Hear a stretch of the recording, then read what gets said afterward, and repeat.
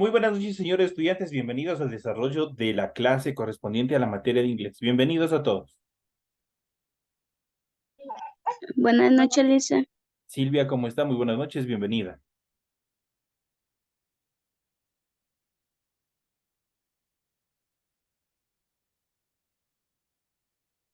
Iniciamos el desarrollo de las actividades correspondientes a la materia de inglés y como es de costumbre, ustedes en pantalla pueden observar ya el documento correspondiente al formato para recursos de aprendizaje tarea.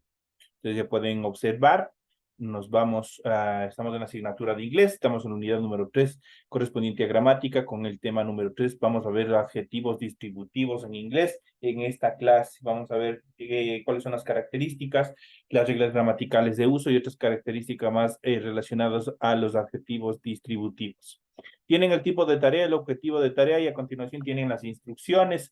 Recuerden que todas las tareas del trabajo es individual, deben leer el compendio de la unidad 3, tema número 3, pueden ampliar su información sobre el mismo tema con otras bibliografías de ser necesario. ¿Qué es lo que tienen que hacer para el desarrollo de la presente clase? Dice, desarrolla las siguientes actividades, contesta las siguientes preguntas. La primera, obviamente dice, usamos los adjetivos distributivos en inglés para referirnos a, ahí ustedes tienen que proporcionar la conceptualización cuando nosotros usamos los adjetivos distributivos, obviamente en español. La siguiente actividad dice mencione cuándo utilizamos every. Every, igual ustedes tienen que indicar cuándo son, de acuerdo a la regla gramatical, cuándo utilizamos every.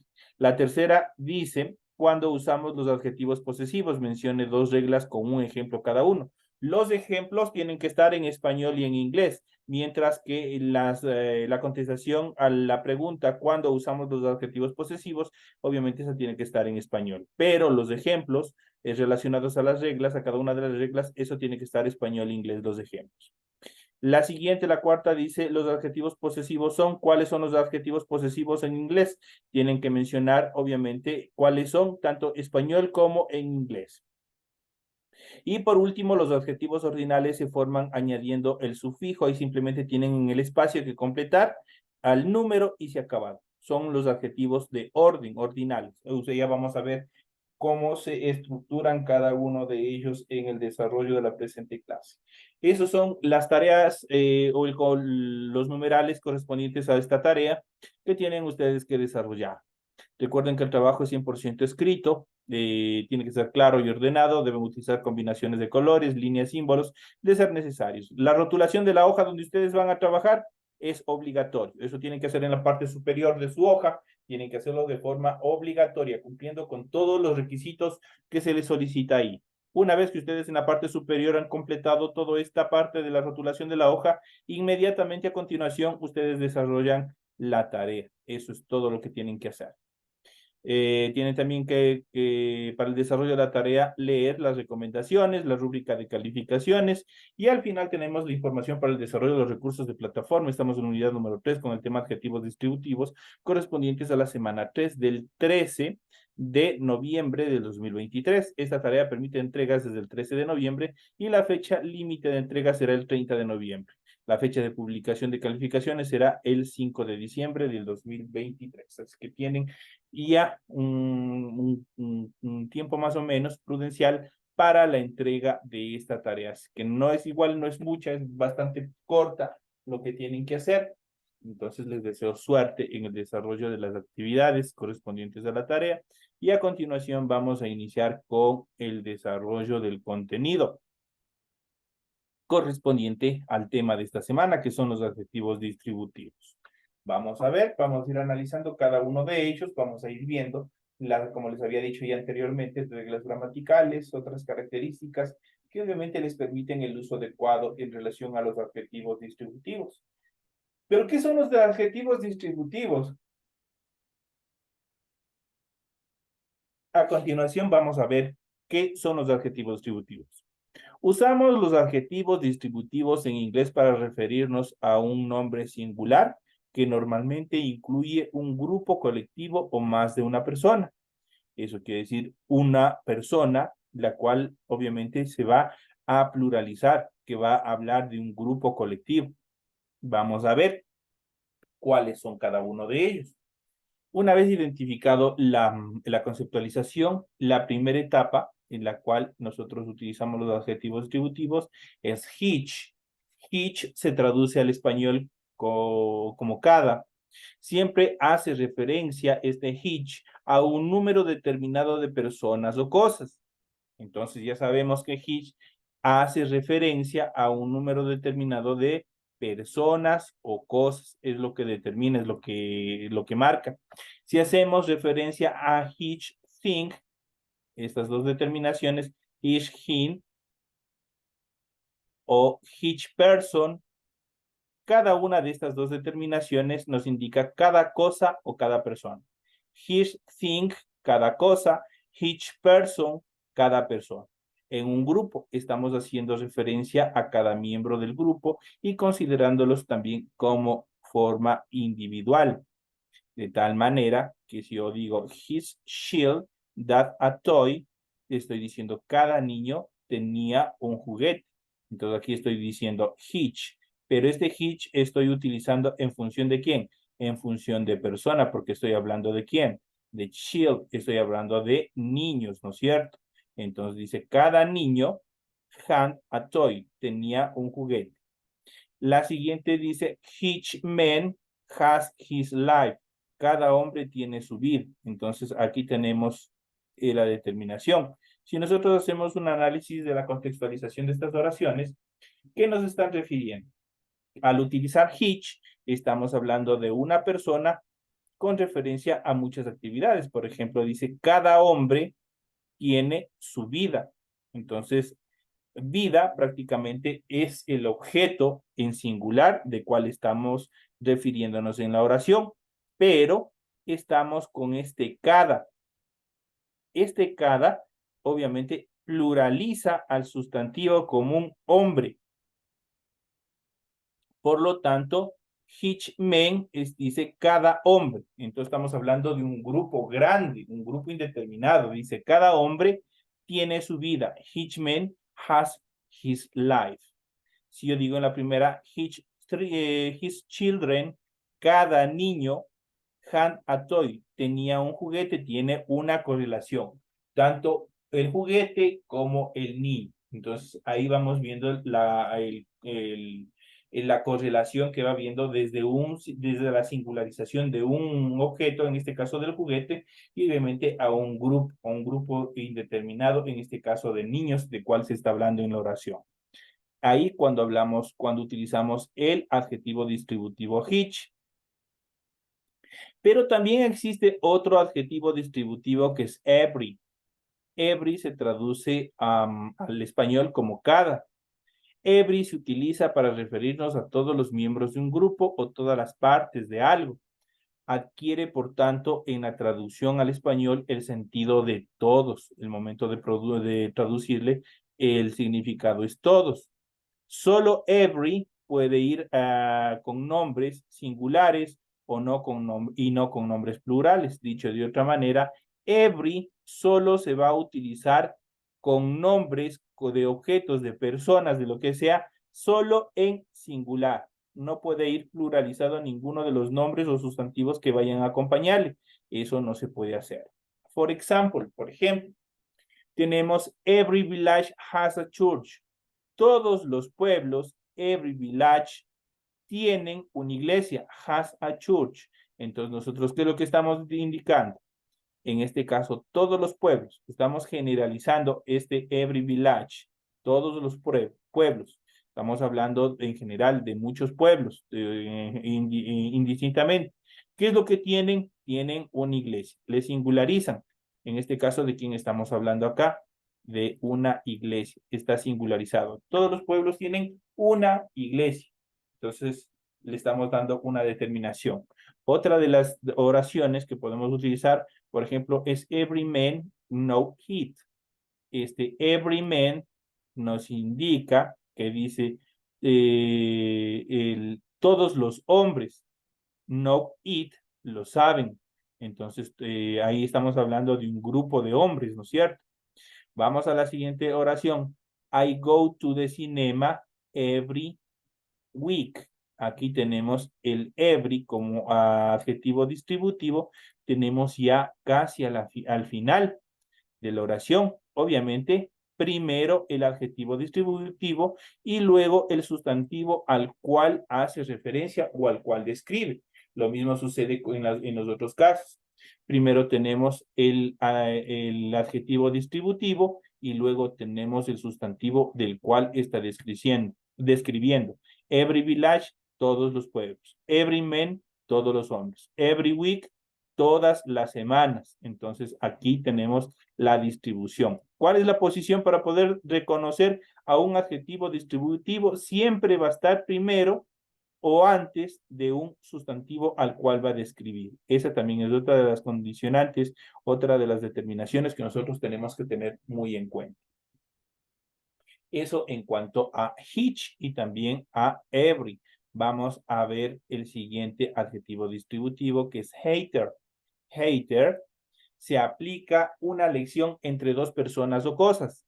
Eso quiere decir, prácticamente nosotros elegimos entre dos personas o cosas. Está una persona que si yo estoy eligiendo entre dos camisas, por ejemplo, cuál me queda mejor, entre dos pares de zapatos, estoy eligiendo entre dos personas que me pueden acompañar y así sucesivamente. Entonces, hater implica una elección entre dos personas o cosas. Pueden tener varios significados hater de acuerdo a la ubicación dentro de la oración. Por ejemplo, tenemos aquí primerito hater. Hater of the chairs will do. Cualquiera de las sillas servirá. Estamos hablando de dos sillas o más sillas, obviamente dependiendo el número de sillas que nosotros vayamos a utilizar, del cual estemos hablando en la oración. Entonces, aquí dice hater of the chairs, cualquiera de las sillas will do, servirán. Entonces, ya estamos indicando, cualquiera de esas sillas estamos haciendo una elección y se está cumpliendo la regla gramatical. Implica la elección entre dos personas o cosas. En este caso estamos eligiendo entre dos cosas. Estamos eligiendo en chair. Chair son sillas. Entonces eso lo estamos eligiendo entre dos. Dice, hater of the chair will do. Cualquiera de las dos sillas servirá. La siguiente dice, there were cars parked on hater side of the street. Aquí tenemos igual hater y vamos a ver cómo aplica dentro de la traducción. Dice, there were cars, había coches aparcados. They were cars parked on hater side of the street, en ambos sentidos de la calle. Entonces aquí estamos indicando, obviamente, de dos opciones, o estamos indicando en dos posiciones que estuvieron los carros aparcados. Entonces estamos hablando de dos objetos en adelante. Vamos al siguiente. I can't find hater pencil. No encuentro ninguno de los dos lápices, dice. I can't find hater pencil.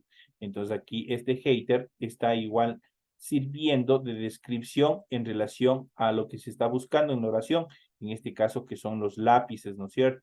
Entonces aquí igual estamos determinando I can't find hater pencil, no encuentro ninguno de los dos lápices. Tenemos también hater black or white, esta es una elección. Hater, en este caso vamos a elegir entre ¿qué? Entre dos colores, hater black or white, o blanco o negro. Hater aquí se traduce al español como o en esta frase que prácticamente vendría a ser un tipo de frase exclamativa. Estoy diciendo o blanco o negro. Entonces ahí estoy diciendo hater black or white. Entonces estoy indicando cualquiera de los dos colores. Vamos al siguiente ejemplo. Tenemos I don't like him or his friend hater. No me gusta él ni tus amigos tampoco. Entonces acá igual cambia la determinación, cambia el significado. Por ende dice la regla que en este caso hater puede tener varios significados dependiendo dónde se encuentra ubicado dentro de la oración. Pues aquí tenemos en la primera, tenemos hater, tenemos en primera instancia precedido o posteriormente seguido de una preposición. Aquí tenemos hater igual seguido de un sustantivo. Tenemos hater a la mitad igual precedido de pencil como sustantivo común Header en relación a adjetivos calificativos, en este caso que son los colores. Y en este caso aquí tenemos luego del sustantivo friends, tenemos hater. I don't like him or his friend hater. No me gusta él ni tus amigos tampoco, dice. Entonces aquí hater se traduce como tampoco. Tampoco es la traducción de hate, dependiendo cómo se los utilice dentro de la oración. Pasamos al siguiente adjetivo distributivo y vamos a ver en este caso neither. Vamos a ver cómo se utiliza neither. También puede tener varios significados esta palabra neither. Por ejemplo, neither book pleased me. No me gustó ninguno de los dos libros, dice. Este neither permite determinar o permite hacer una elección, en este caso, entre dos sustantivos, en este caso, book. Aquí tenemos book. Neither book pleased me. No me gustó ninguno de los dos libros. Y tenemos el siguiente. I don't like it neither to eat. No me gusta, a mí tampoco. Entonces aquí prácticamente sería un tipo de contestación a la primera oración. I don't like, no me gusta. I don't like. Neither do it. A mí tampoco, dice. En este caso se puede sustituir por nor también. I don't like it, nor do it. Entonces, ¿qué es lo que pasó? Este neither fue sustituido también por, en este caso, por nor dentro de la regla. Con ambos se utiliza la estructura neither o también se puede estructurar con nor más el verbo auxiliar, más el verbo modal y más un sujeto. Cualquiera de los dos puede servir. Pueden utilizar como se acomoden. Pueden utilizar con neither o también pueden utilizar con nor como adverbio de negación. Luego tienen un verbo auxiliar. Esta es la fórmula de la oración que deben tener. Tienen un verbo modal y finalmente tienen un sujeto. Esa es la estructura de la oración para este tipo de oraciones que utilicen el adjetivo distributivo neither. Entonces aquí hemos visto estos adjetivos distributivos. Hemos visto hitch, que significa cada. Every, igual se traduce como cada, pero tiene otra determinación. Neither tiene varios significados dependiendo de la ubicación de la oración. Y neither también tiene distintos matices dentro de la oración, puede tener distintos significados y también puede ser sustituido. Se puede utilizar neither o en su defecto, en vez de neither, también se puede utilizar nor. Cualquiera de las dos pueden utilizarse dentro de una oración. Pasamos a la siguiente etapa, que son los adjetivos interrogativos. Como su nombre mismo lo indica, los adjetivos interrogativos permiten desarrollar preguntas y prácticamente están estructurados, tienen una correlación con las question words que hemos visto anterior. Por ejemplo, arrancamos con la primera, que es what. What se traduce como creo cuál. Por ejemplo, what is your name? ¿Cuál es tu nombre, por ejemplo? Utilizamos en este caso what cuando preguntamos por información específica sobre la que queremos conocer algo en particular. Por ejemplo, what is your name? ¿Cuál es tu nombre? Yo estoy necesitando una información específica. Estoy preguntando cuál es su nombre. Entonces, o what time is it? What time is it? ¿Qué hora es? Entonces estoy preguntando sobre una información específica. Entonces ahí nosotros podemos utilizar. Entonces sabemos que what se utiliza cuando necesitamos preguntar por una información específica sobre la que queremos nosotros saber. Por ejemplo, aquí mismo tenemos what time is it? ¿Qué hora es? O what is telephone number? ¿Cuál es tu número de teléfono? Incluso ustedes ya pueden seguir aplicando este tipo de oraciones para que ustedes puedan también realizar preguntas. Entonces, este what es la contracción de what is. Tenemos aquí what's his telephone number y al final el signo de interrogación. Recuerden que en inglés solo en las preguntas solo se pone el signo de interrogación al final. En español es al principio y al final, pero en inglés solo hasta el final. Ahí tenemos la utilización de what. Vamos a pasar a which. Which, en este caso, which se traduce como cuál. Usamos which en preguntas en las cuales hay dos o más posibles respuestas o también alternativas. Es más o menos como una elección que tenemos entre dos cosas. For example, which route should I take? ¿Qué carretera debo tomar? Entonces, si es que hay dos, la respuesta, hay dos carreteras, entonces ahí es correcto utilizar con which. Le está diciendo which route should I take? ¿Qué carretera debo tomar? O podemos utilizar también do you know which one is yours? ¿Sabes cuál es el tuyo? Eso yo refiriéndose a un libro, refiriéndose a una computadora, refiriéndose a un auto. Obviamente que van a estar más de dos objetos, los cuales tiene que seleccionar uno. Entonces ahí está utilizado correctamente.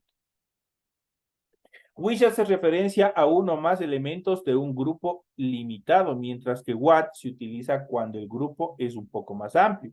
Para preguntar por la naturaleza de una persona o cosa se utiliza usualmente what kind of o what sort of, cualquiera de las dos determinaciones. Cuando yo quiero saber la naturaleza de una persona, yo puedo utilizar esta primera etapa, que es what kind of, o también puedo utilizar what sort of. Cualquiera de las dos puedo utilizar. Por ejemplo, veamos juntas las siguientes oraciones. What kind of book do you prefer? ¿Qué clase de libros prefieres? What kind of books do you prefer? ¿Qué clase de libros prefieres? O puedo decir, what sort of men is she? ¿Qué clase de mujeres? Entonces, ahí ustedes están utilizando cualquiera de las dos. Obviamente, esto con la determinación de what. What kind of o what sort of. Vamos a la siguiente, questions word, a la siguiente, en este caso, al siguiente adjetivo interrogativo. Vamos a ver, en este caso tenemos el siguiente adjetivo interrogativo, es was. Was se traduce de quién. Se utiliza generalmente el was en preguntas sobre personas o cosas que guardan alguna posible asociación entre sí. Eso quiere decir que guardan de correlación. Por ejemplo, esta silla me pertenece, este auto me pertenece, esta casa me pertenece. Ahí utilizamos este was. Por ejemplo, was house is that? ¿De quién es esa casa? Entonces, ahí lo utilizamos was, estamos en una pregunta. Se utiliza generalmente en preguntas sobre personas o cosas que guardan alguna posible asociación entre sí. ¿De quién es esa casa? Ya sabemos que obviamente tiene que asomar un propietario sobre ese bien inmueble. Entonces, ahí utilizamos was. Vamos al siguiente que es who much. Who much es el siguiente, la siguiente estructura. Who much se traduce al español como cuánto. Y también podemos utilizar how many en otra determinación que significa cuántos. How much cuando yo estoy hablando en singular y how many cuando yo estoy hablando en plural. How much se utiliza con sustantivos no contables y how many con sustantivos contables. Esa es otra de las características. Entonces sabemos que how many, ¿cuál es la característica principal? Que debe utilizar sustantivos contables, how many sustantivos contables. Mientras que how much se utiliza con sustantivos, en este caso, no contables, los que no se pueden contar o los abstractos que habíamos visto en clases anteriores. Es la característica. Por ejemplo, how much wine shall I buy? ¿Cuánto vino compró?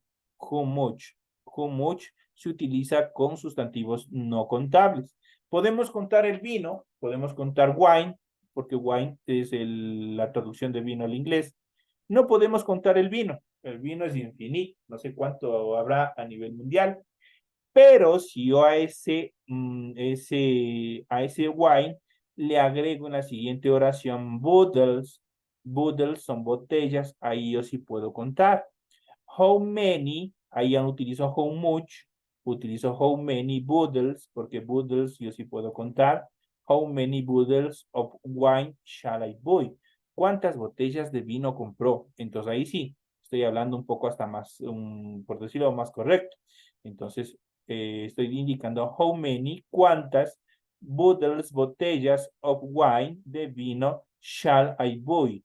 Entonces ahí estamos indicando cuántas botellas de vino compró. Mientras yo digo how much wine shall I buy, estoy diciendo cuánto vino compró. El vino no se puede contar, está considerado como un sustantivo no contable y por tanto en este caso yo sí utilizo how much, cuando voy a utilizar con sustantivos incontables. Y how many, cuando los sustantivos se pueden contar.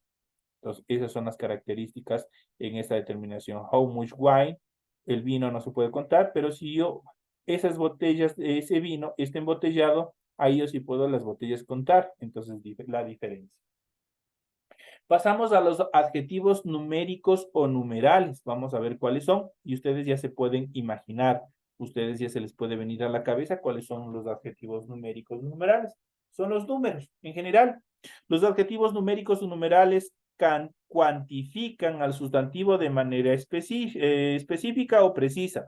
Podemos dividirlos básicamente en cardinales. Son 1, 2, 3, 4, 5, 6, 7, 8 y así hasta el infinito. Los cardinales, los que nos permiten contar, los que nos permiten realizar sumas, operaciones matemáticas, son los cardinales. Mientras que los ordinales, como su nombre lo indica, determinan orden. Por ejemplo, first, que es primero, second, segundo, third, tercero, fourth, cuarto, fifth, quinto, y así sucesivamente. Ustedes ya han visto en otras clases. También fraccionarios como a half, a third, y multiplicativos como double, como triple. Entonces ahí se utilizan, estos son los adjetivos numéricos o numerales en inglés. Facilitos, ya sabemos cuáles son. No hay mayor ciencia en eso porque simplemente, ¿qué es lo que hacemos? Si hablamos de sustantivos numéricos o numerales, prácticamente se dividen o se subdividen en cardinales, en ordinales, en fraccionarios y en multiplicativos. Eso es todo. Y cada uno tiene su estructuración dentro de inglés igualito que en el español. Si hablamos de cardinales, son cualquiera de los números comunes y corrientes. Si hablamos de ordinales, son los números que indican primero, segundo, tercero, cuarto, quinto, first, second, third, fourth, fifth, sixth, y así sucesivamente. Las fracciones, la mitad, la cuarta parte, lo que quieran decir half, a half, la mitad, a third, la tercera, y así sucesivamente. Multiplicativos, los que indican el doble, el triple, el cuádruple, la tercera parte, y así sucesivamente. Son los multiplicativos. Facilitos en relación a los adjetivos numéricos. Pasamos a los adjetivos cardinales en inglés. Podemos expresar el número 0 en varias formas cuando hablamos de los adjetivos cardinales. Por ejemplo, tenemos naut o nauts, cualquiera de las dos, usado de forma genérica en matemáticas. Pero también se utiliza el zero. ¿Se acuerdan cuando nosotros estábamos aprendiendo los números? Ahí decíamos zero. También utilizado en matemáticas se usa normalmente para indicar la temperatura, por ejemplo, 5 degrees below zero. Entonces, zero, perdón. Entonces ahí estamos indicando 5 grados centígrados bajo cero. Es lo que indica. El cero, pronunciado como who, se usa generalmente para indicar los números de teléfono, de tarjetas de crédito, de pasaporte, de todo lo que tengamos, de todo lo que sean estructuras numéricas en relación a números que especialmente de características como los de teléfono, los de la cédula, por ejemplo. Ahí utilizamos esa determinación. También utilizamos nile. Vamos a ver cuándo utilizamos este nile. Usamos generalmente para indicar resultados de algún encuentro deportivo. Ese nile se utiliza solo para determinar y describir encuentros deportivos, como el fútbol, el rugby y otros deportes más. El tenis se dice love for zero. Por ejemplo, Spain beat France 2-0. España ganó a Francia 2-0. Ahí tenemos esta determinación, tenemos este ejemplo en los cuales utilizamos la determinación nil. Entonces, para indicar, obviamente, este nil igual determinar lo que es la cantidad cero. Tenemos los adjetivos ordinales en inglés, como habíamos visto, se forman añadiendo el sufijo th. Aquí vamos a ver cómo se escriben más rápido los adjetivos ordinales o los números ordinales. Estos adjetivos ordinales se forman añadiendo el sufijo th al número, a excepción del 3, primero, por ejemplo, first, second y third. Ellos tienen su determinación diferente. Se expresan de forma abreviada añadiendo a la cifra las dos últimas letras ordinales. Por ejemplo, para el primero, para first, si nosotros vemos, termina en ST, first, termina en ST. Son esas dos letras finales las que nosotros vamos a tomar. Escribimos el número 1 y colocamos las dos letras finales de la letra que nosotros tenemos como first. Cuando escribimos de esta manera es la parte abreviada. Simplemente escribimos el número y la abreviación de las dos últimas letras. El segundo, igual escribimos el número 2 y tomamos de second, tomamos solamente la ND de al final y de esa manera tenemos escrito de forma abreviada y mucho más fácil el segundo que es el segundo piso, el segundo curso, lo que sea. Tenemos second, 2ND.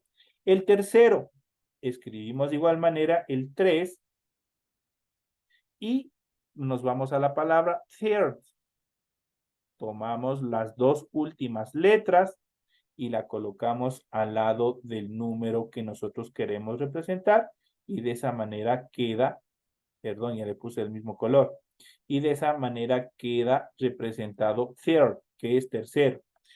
Del cuarto en adelante es mucho más fácil porque todos los números, todas las letras de los números cuarto, quinto, sexto terminan en TH. ¿Qué es lo que hacemos? Simplemente tomamos el número que sea, el número que vayamos a utilizar desde el cuarto en adelante y le ponemos TH al final.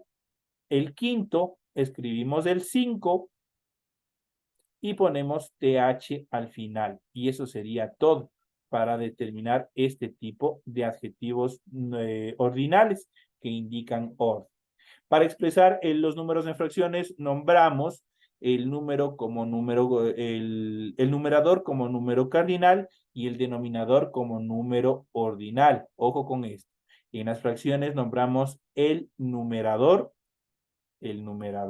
vamos a ponerle en amarillo, como número cardinal. ¿Cuál es el número cardinal? El normal, el que nosotros utilizamos normalmente. Y el denominador el denominador lo ponemos como un número ordinal. Entonces, de esa manera nosotros podemos determinar esta escritura. De tal manera que yo tengo aquí normalmente, yo puedo leer 2/3, ¿no es cierto? ¿Qué es lo que hago para escribir? El primero dice un número, el cardinal. Vamos a ver. En este caso tengo 2. Voy a escribirle, es el 2, normal. Y el 3 es como un número ordinal. En este caso yo tengo third. Entonces ahí estoy escribiendo 2/3. 2/3. 2/3. Si yo tengo un cuarto, ya sabemos, 1 se escribe como número cardinal y el 4 se escribe fourth como número ordinal. De tal manera que un cuarto sería 1/4. O dicho de otra manera, a quarter. Y obviamente traducido al español, un cuarto. De esa manera se escribe estas determinaciones. Tenemos los números multiplicativos, son one, only, uno, single, uno solo, double, doble, triple, cuádruple, quíntuple y así sucesivamente. Cualquiera de ellos que nosotros vamos a ver, cualquiera que son múltiplos. Los múltiplos prácticamente nosotros tenemos aquí y hay muchos más que se pueden utilizar. Y pasamos por parte final a los adjetivos posesivos. ¿Cuáles son los adjetivos posesivos? Como su nombre lo indica, son los adjetivos que determinan posesión. Los adjetivos que determinan posesión o pertenencia son my, your, his, her, its, our, your y their. Esos son los adjetivos posesivos. Indican pertenencia. Por ejemplo, my bed is big. My, estoy indicando mi. My bed, mi cama, is big, es grande. Your, estoy diciendo tú de pertenencia. Your jacket is on the floor. Tu chaqueta está en el suelo. Estoy indicando a quién pertenece. La siguiente, her dress is stunning. Tu vestido es impresionante. Entonces estoy indicándole pertenencia a quién es. Entonces tenemos his favorite hobbies are driving and playing soccer. sus pasatiempos favoritos son conducir y jugar fútbol. Entonces ahí estoy hablando de his, igual, entonces estoy determinando. Y así sucesivamente tenemos aquí una serie, tenemos We Cannot Walk the Dog, tenemos Our Teachers Are Very Busy, y así sucesivamente. Esa es la parte final que ustedes tienen que pegarse una pequeña leidita más. Lamentablemente llegamos ya a la parte final. Lean, por favor, esas pequeñas reglas gramaticales que tenemos al final y con eso ustedes estarán listos para que puedan desarrollar tranquilamente su tarea para la presente semana. De esta manera llegamos ya a la parte final, queridos amigos. Les deseo que tengan un feliz fin de semana, una feliz noche y nos estaremos viendo hasta la próxima clase. Buenas noches.